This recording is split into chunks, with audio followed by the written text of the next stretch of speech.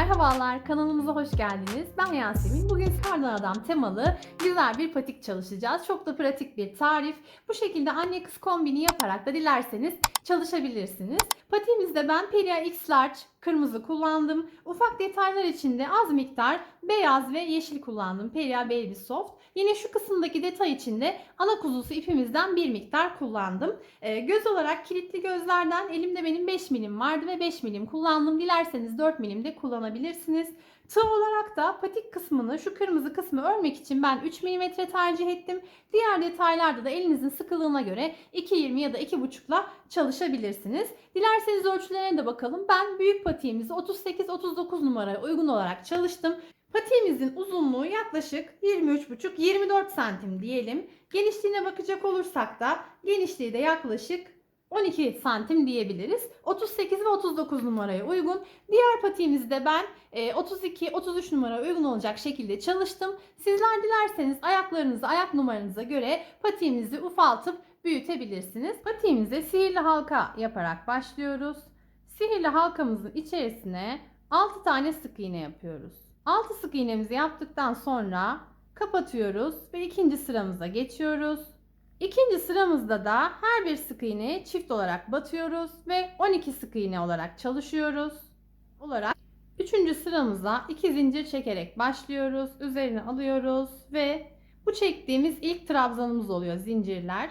Ondan sonraki hemen yanındaki ilmeğe ikili trabzan arttırma yapıyoruz. Şu zincirimiz bizim ilk ikili trabzanımız. Hemen yanına bir ikili trabzan arttırma yaptık. Üzerine alıyoruz.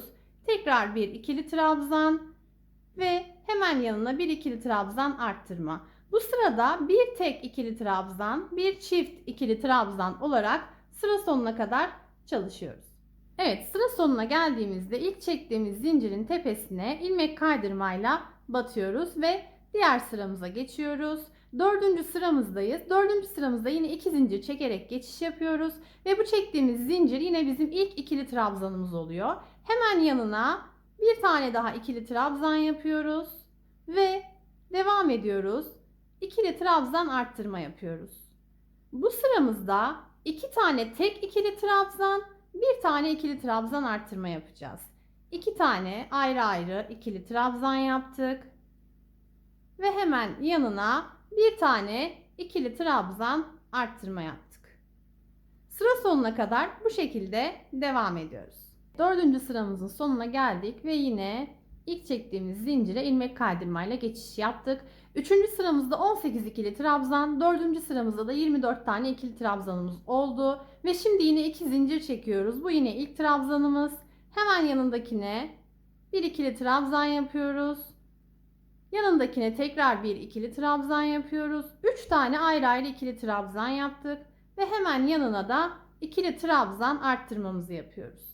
Bu sıra boyunca 3 tek ikili trabzan, bir tane de ikili trabzan arttırma olarak çalışıyoruz. Dördüncü sıramızın sonuna geldik ve yine ilk çektiğimiz zincire ilmek kaydırmayla geçiş yaptık. Üçüncü sıramızda 18 ikili trabzan, dördüncü sıramızda da 24 tane ikili trabzanımız oldu. Ve şimdi yine 2 zincir çekiyoruz. Bu yine ilk trabzanımız. Hemen yanındakine bir ikili trabzan yapıyoruz. Yanındakine tekrar bir ikili trabzan yapıyoruz. 3 tane ayrı ayrı ikili trabzan yaptık.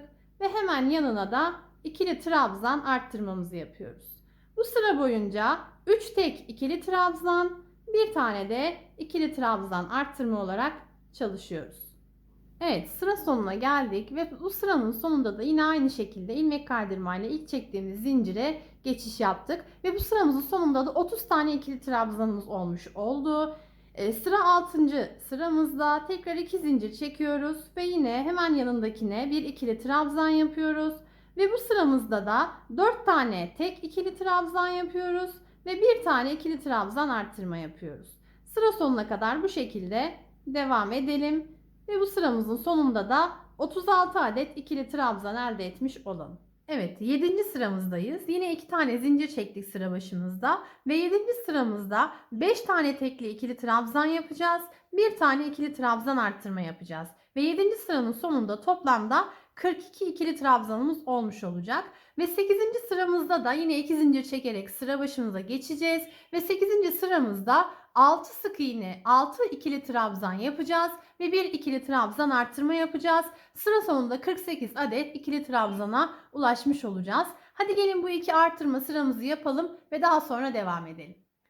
Evet, 8. sıramızı bitirdik. 8. sıramızla beraber bu ayak kısmındaki arttırmalarımızı tamamlamış olduk ve toplam 48 tane ikili trabzanımız var. Şimdi tekrar 2 zincirle bir üst sıraya geçiyoruz ve artık düz örüyoruz. Hiçbir arttırma yapmadan her ikili trabzanın üzerine bir ikili trabzan gelecek şekilde toplamda 9 sıra düz olarak örelim ve her sıra başında en sondaki ilmeğe ilmek kaydırmayla geçiş yapıp 2 zincir çekerek sıra başına geçelim. Bu şekilde 9 sıra düz 48 ikili trabzan örelim ve devam edelim. Düz sıralarımızı tamamladık ve artık bu sırayı bitirdik. Şimdi arka kısmını yani topuk kısmını öreceğiz. Buradan ipimizi kesiyoruz. Bu geçiş yaptığımız, sıralara geçiş yaptığımız kısmı arka ortaya getiriyoruz. Bu kısım arka ortada kalacak ve bakın bu şekilde önden toplamda şu ön kısımdaki boşluk için 13 tane ikili trabzan bırakıyoruz ve buraya işaretleyicilerimizi koyuyoruz. 13 ikili trabzan. Yanlarda da 5 tane ikili trabzan kalacak şekilde işaretleyicilerle belirleyelim. Bu bizim ön boşluk kısmımızı oluşturacak. Şimdi şuradan ipimizi takacağız ve bu beyaz kısma gelene kadar düz olarak öreceğiz. İkili trabzan şeklinde öreceğiz ve bu şekilde dolana dolana arka kısım, topuk kısmını öreceğiz arkadaşlar. Evet, buradan ipimizi taktık ve ikili trabzan yapmaya devam ediyoruz. 35 ikili trabzanımızı hiçbir arttırma, eksiltme yapmadan bu şekilde örüyoruz. İkinci işaretleyicimizin olduğu yere kadar ikili trabzan olarak geldik ve şu arada 13 tane ikili trabzan bıraktık. Burası ön boşluğumuz olacak şekilde. Şimdi artık işaretleyicilerimizi çıkarabiliriz. Bu kısmı boş bırakarak ne yapıyoruz? Yine sıra dönüşlerimizi nasıl yapıyorduk? 2 zincir çekiyoruz, örgümüzü çeviriyoruz. Bu şekilde 35 tane ikili trabzanı dönerek döne toplamda 14 sıra öreceğiz. Ben ayağımın uzunluğuna göre ölçerek 14 sıra olarak ördüm. Siz yine örerken ayak uzunluğunuzu ölçebilirsiniz. Dilerseniz bu sıraları daha fazla ya da daha eksik yapabilirsiniz. 14 sıra düz olarak ikili trabzan şeklinde çalıştık. Şimdi son sıramızı da bitirdik ve ne yapıyoruz? Patiğimizin arka kısmını çeviriyoruz bu şekilde. Çevirdikten sonra bu iki kısmı, iki ucu birbirine ekleyeceğiz arkadaşlar. Dilerseniz burayı dikişle de ekleyebilirsiniz. Ben tığ ile eklemeyi tercih ettim. Karşılıklı kenarları birbirine ekliyoruz. Dilerseniz bu ekleme işlemini ilmek kaydırmayla da yapabilirsiniz. Dilerseniz sık iğne olarak da yapabilirsiniz. Tüm sırayı bitirelim ve patiğimizi birleştirmiş olalım. Evet, birleştirme işlemini tamamladık. Bir zincir çekiyoruz ve bu ip kısmını içeriden yürüterek saklayacağız ve patiğimizi çeviriyoruz. Evet, şimdi beyazla ikili trabzan gitmeden önce ikili trabzanların daha düz çıkması için ben bir sıra şu patik ağız kısmını sık iğne olarak geçtim. Evet, sık iğne kısmını da tamamladık. Sayıları verecek olursak benim bir yanda 24 sık iğne, şu kısım zaten 13'tü biliyorsunuz. Diğer yanda da 24 tane sık iğne. Yani karşılıklı 24, şu alanda da 13 tane sık iğnem olmuş oldu. Şimdi en sona geldim. İpimi kesiyorum ve sık iğnemi bitiriyorum. Evet, şimdi beyaz ipimizle patiğimizin ağız kısmına bir sıra ikili trabzan olarak geçeceğiz arkadaşlar. Beyaz ipimizi takıyoruz. Yine şu ipleri içten yürütüyoruz ve her sık iğnenin üzerine bir tane ikili trabzan yapıyoruz ve bu şekilde ağız kısmımızı bir sıra dolanıyoruz. Hadi gelin bu kısmı bitirelim ve daha sonraki sıradan devam edelim. Evet, bir sıra ikili trabzanımızı geçtik. Şimdi ilmek kaydırmayla birleştirdik ve 2 zincir çekip üst kısma geçtik. Şimdi burada tığ iş lastik uygulayacağız. Üzerine alıyoruz. Bir tane bu şekilde önden alıyoruz. Yine üzerine alıyoruz. Bir tane arkadan. Bakın üzerine aldık. Bir tane bu şekilde önden alıyoruz. İkili trabzan yapıyoruz. Üzerine alıyoruz. Bu sefer de arka kısmından yine ikili trabzan yapıyoruz. Tekrar önden alıyoruz. Bir önden ikili trabzan şu şekilde. Tekrar üzerine aldık. Bir de arka kısımdan ikili trabzan. Bu şekilde tığ işi lastikle 2 sıra yapacağız.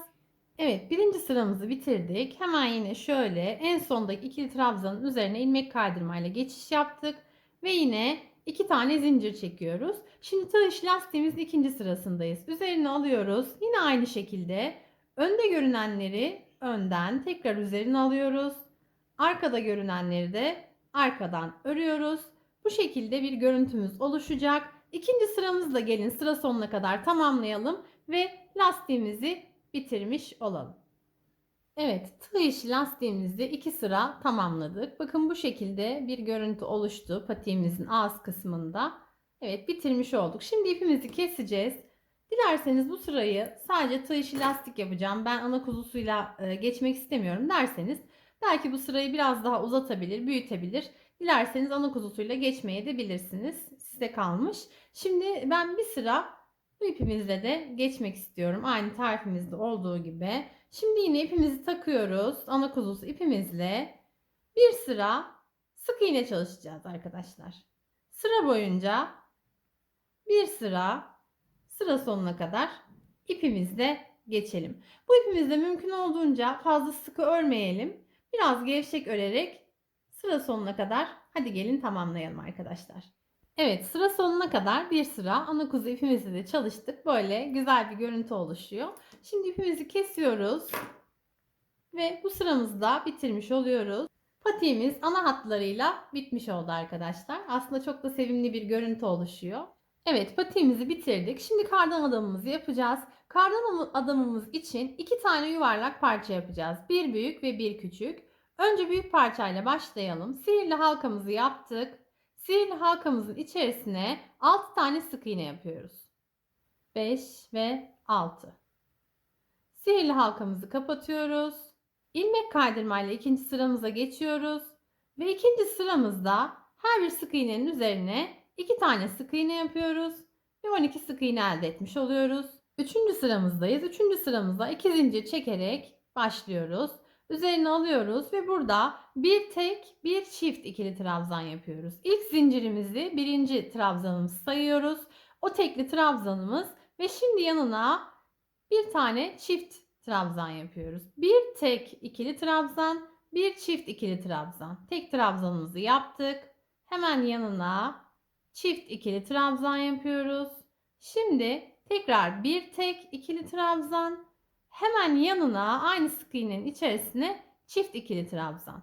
Sıra boyunca bu şekilde çalışalım ve dördüncü sıramızdan devam edelim. Evet, üçüncü sıramızı bitirdik. İlk çektiğimiz zincirin başına ilmek kaydırmayla bu şekilde yapıyoruz ve yine 2 zincir çekiyoruz. Dördüncü sıramıza geçiyoruz. Dördüncü sıramızda her bir ikili trabzanın üzerine çift ikili trabzan yapacağız. Evet, dördüncü sıramızı da tamamladık. Yine bu şekilde ilmek kaydırmayla üst sıraya geçiyoruz ve 2 zincir çekiyoruz. Beşinci sıramızda 2 tane tek ikili trabzan yapacağız. Bir tane çift ikili trabzan yapacağız. Bu sırayı da bu şekilde tamamlayalım. Evet, beşinci sıramızın sonunda büyük parçamızı tamamlamış olduk. Şimdi ipimizi kesiyoruz. Küçük parçamız için yine sihirli halkamızı yaptık. Sihirli halkamızın içerisine 6 tane sık iğne yapıyoruz. 6 sık iğneyi yaptıktan sonra sihirli halkamızı kapatıyoruz. İlmek kaydırmayla ikinci sıraya geçiş yapıyoruz. İkinci sıramızda yine her birine çift sık iğne yapıyoruz ve 12 tane sık iğneye ulaşmış oluyoruz. Evet, 2 sıramızı tamamladık. Şimdi 3. sıramıza 2 zincir çekerek geçiş yapıyoruz. Başlıyoruz. Şimdi burada bir tek bir çift ikili trabzan yapacağız. Zincirimizi tek olarak kabul ediyoruz. Hemen yanına bir çift ikili trabzan yapıyoruz. Tekrar bir tek ve bir çift. Sıra sonuna kadar bir tek bir çift ikili trabzan olarak çalışalım. Ve bu sırayı bitirdikten sonra da bir sonraki sıramızda hepsini çift ikili trabzan olarak çalışacağız. Yani diğer büyük parçamızdan bir sıra eksik yapmış olacağız. Üçüncü sıramızı tamamladık. Yine ilk çektiğimiz zincirin başına ilmek kaydırmayla geçiş yaptık ve 2 tane zincir çekiyoruz. Şimdi dördüncü sıramızdayız. Dördüncü sıramızda her trabzana, her ikili trabzana çift ikili trabzan yapacağız. Ve küçük parçada bizim bu son sıramız olacak. Evet, bu sıramızı da bitirmiş olduk. Yine ilmek kaydırmayla bir zincir çekiyoruz ve İpimizi kesiyoruz. Dilerseniz dikiş yapacağımız için birazcık uzun ip bırakabiliriz. Ve bakın bu şekilde 2 tane bir büyük bir küçük parça yapmış olduk. Evet, şimdi karnavalımızın şapkasını yapıyoruz. Yeşil ipimizi kullanıyoruz. Yeşil ipimizle 10 tane zincir çekiyoruz. Zincirimizi çektik. Şimdi üzerine alıyoruz. Burada her zincirin üzerine bir tane tekli trabzan yapıyoruz. Sıra sonuna kadar toplamda bir tane atlamıştık. 9 tane tekli trabzanımız olacak. 2 tane zincir çekiyoruz ve örgümüzü çeviriyoruz. Üzerine alıyoruz ve sıra sonuna kadar 8 tane ikili trabzan elde ediyoruz. En başta yaptığımız zinciri birinci sayıyoruz ve bununla birlikte sıra sonunda 8 tane ikili trabzanımız oluyor. İkili trabzanlarımızı bitirdik. 2 tane zincir çektik ve örgümüzü çevirdik. Üzerine alıyoruz. İlkini atlıyoruz. İkinciden itibaren tekrar tekli trabzan yapıyoruz. İlk yaptığımız zinciri birinci sayıyoruz ve bununla birlikte sıra sonunda toplamda 7 tane tekli trabzanımız olmuş olacak. Tekli trabzanlarımız bitti. Yine 2 zincir çekiyoruz ve örgümüzü çeviriyoruz. Bu sefer üzerine alıyoruz. Birinciyi atlayıp ikinciden itibaren ikili trabzan yapıyoruz ve sıra sonunda toplamda 6 tane ikili trabzanımız olmuş oluyor. Evet, tekrar 2 zincir çekiyoruz. Örgümüzü çeviriyoruz. Üzerine alıyoruz, atlıyoruz. İkinciden itibaren bu sefer tekli trabzan yapıyoruz. Trabzanlarımız sıra sonunda 5 tane olmuş oluyor. Ve tekrar 2 zincir çekiyoruz. Örgümüzü çeviriyoruz. Üzerine alıyoruz. Ve ikili trabzan yapıyoruz. Sıra sonunda toplamda 4 tane ikili trabzanımız olmuş oluyor. Ve tekrar yine 2 zincir çekiyoruz. Örgümüzü çeviriyoruz. Üzerine alıyoruz. Ve tekli trabzan yapıyoruz. Sıra sonunda çektiğimiz zincirle beraber 3 tane tekli trabzanımız oluyor. Tekrar 2 zincir çekiyoruz. Örgümüzü çeviriyoruz. Üzerine alıyoruz. Ve bir tane ikili trabzan yapıyoruz.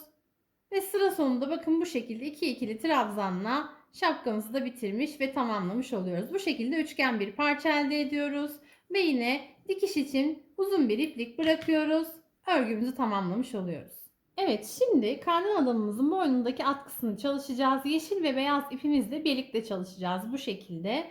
Biraz bir miktar ip bırakalım alt kısmında ve ikisiyle birlikte toplamda 40 tane zincir çekelim. Evet, 40 zincirimizi çektik. Şimdi biraz ipimizi şu şekilde uzun keselim. Uç kısımlarını keselim. Şimdi parçalarımızın dikişine geçeceğiz. Dikişe geçmeden önce küçük parçaya gözlerimizi takalım. Hemen ortadaki sihirli halkadan sonraki sıra değil, ondan sonraki sıraya gözlerimizi şöyle ortalayarak takalım. Bu şekilde yerleştireceğiz ve dikerken de içini hafif elyafla dolduracağız. Şu alt kısma bir tane kar tanesi işleyeceğim için bu şekilde bir boşluk bırakarak diktim. Bir burun işlemesi ve bir ağız işlemesi yapıyoruz. Ve şapkayı da bu şekilde yine ayarlayarak dikişini sağlıyoruz. Şu dikmeden önce şu kısımlarda hafif boşluk bırakarak da atkımızı bu kısımlardan geçiriyoruz. Şu yanlarda kalan boşluklara da ben bu şekilde kar taneleri işledim. Dilerseniz bu yanlara ve arka kısma da sizler de bu şekilde kar taneleri işleyebilirsiniz. Ve patiğimizi böylelikle tamamlamış olduk, iki çiftini. Ben bir de şöyle küçük bir çift ördüm anne kız kombini için. Dilerseniz daha sonra bu patiğimizin ölçülerini de sizlerle paylaşabilirim. Siz de benimle birlikte keyifle ördüyseniz bu güzel patiğimizi beğen butonuna basmayı ve yorumlarda bizlerle iletişimde olmayı unutmayın diyoruz. Bir diğer projede görüşmek dileğiyle. Hoşça kalın.